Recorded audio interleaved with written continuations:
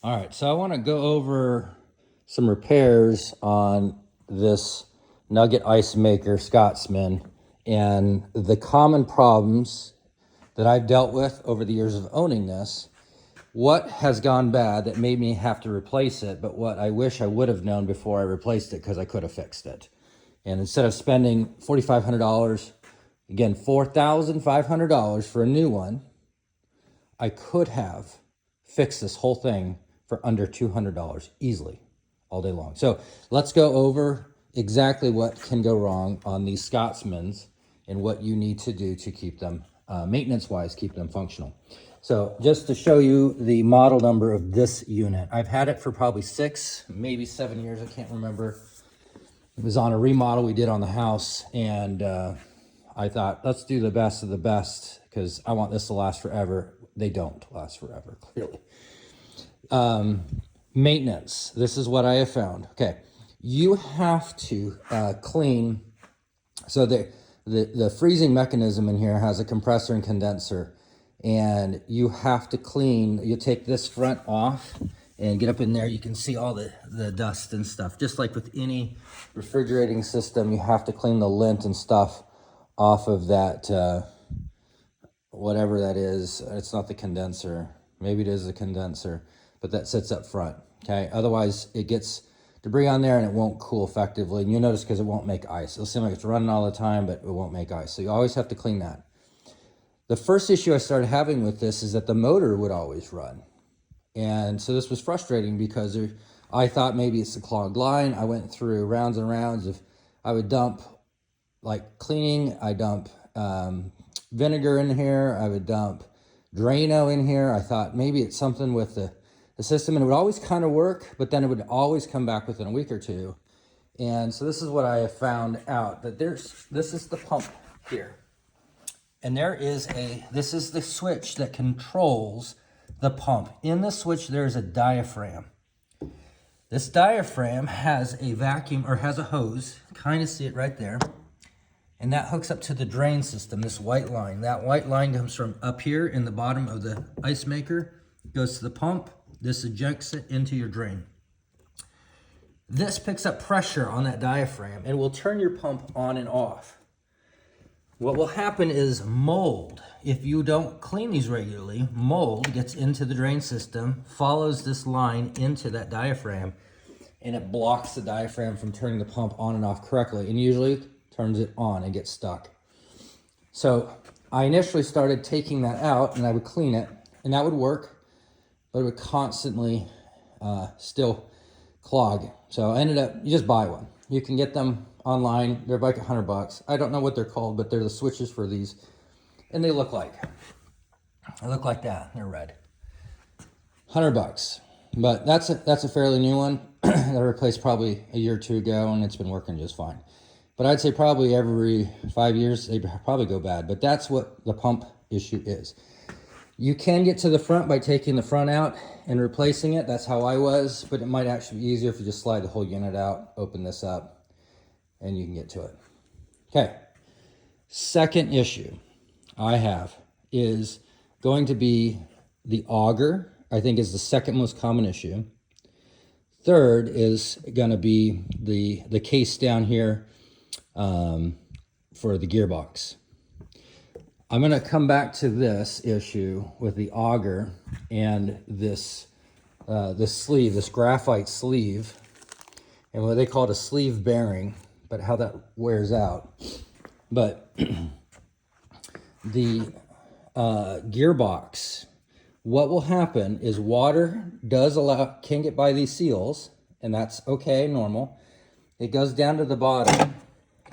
That is hollow down there, and water is meant to drip down through the gearbox, pass through the gearbox, okay? Hollow, a sleeve that goes through the gearbox and then comes down to the bottom into this white tray and then drains out if water slips by. But, and I showed this in one of the other videos where I was taking the gearbox apart, because that's what happened. I woke up at like 2 in the morning. This machine woke me up because there was this horrible grinding noise. Now, it was already making some noise, but it made a horrible grinding noise. And what it was a sealed bearing in here in the gearbox that's attached to one of the gears was locked up, and it rusted up because water got into it, because water was passing through the seal into the gearbox, and the sealed bearing rusted and then started spinning inside the aluminum housing, and it was a horrible racket.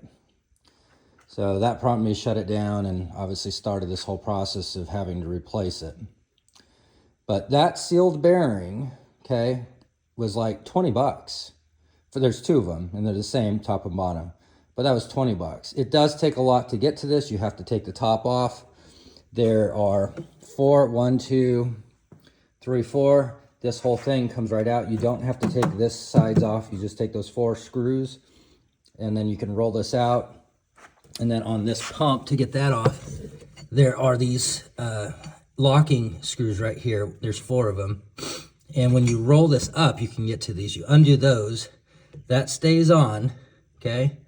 And then you just start taking it all apart. But you can take this cooling system and lift it up and out a little bit to get that gearbox out. So I've already repacked the bearings. All's well. If you're still having a problem though with it maybe turning on and off, I believe it's going to be your motor, okay? Or it could be this capacitor right here, if you can see that. So you could take it to the next step if you really want a new machine, is replace those 2 things. But again, you'll spend some money. If you go online right now, that gearbox is over $2,000. It's stupid. But I replaced everything that went bad on it for 25 bucks. 20 bucks probably. All right, so this is the last issue, is this auger. Now, this is a wear item. This graphite sleeve here, if we look at this, okay, this is the new one, and it's round. It does have this spiral groove in there. I think that's just to clear out any graphite that comes out. But if we look at this, you can see that is not round.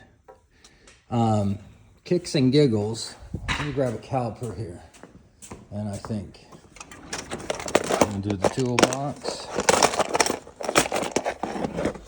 I wasn't expecting to grab this, but I think you might be interested in this, because I went rounds and rounds of thinking, you know what, I'm not going to replace, because this thing was like 150 bucks. And I thought, you know what, I'm just going to get a bronze sleeve.